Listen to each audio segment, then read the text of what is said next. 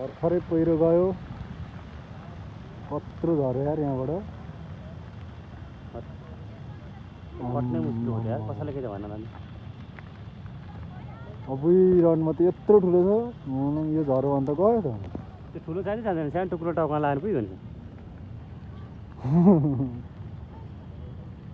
डर लाग्यो यार बाइक लानु गाडीहरू पछाडि साथै जाने हँ गाडीहरू पछाडि साथै डरै हाल्यो नि त मलाई भने यार न एउटा ढुङ्गाले दियो भने काम पुगिहाल्छ नि त्यो छिटेर होइन त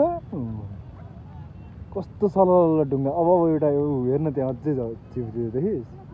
चिपिरहेछ यहाँ यस्तो भएपछि पानी धेरै परेपछि सुकी घाम अँ, लागेको चर्छ क्या गएर अझै झरौ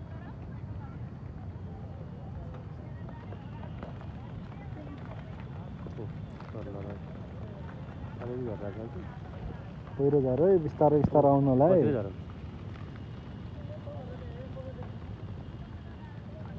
भागो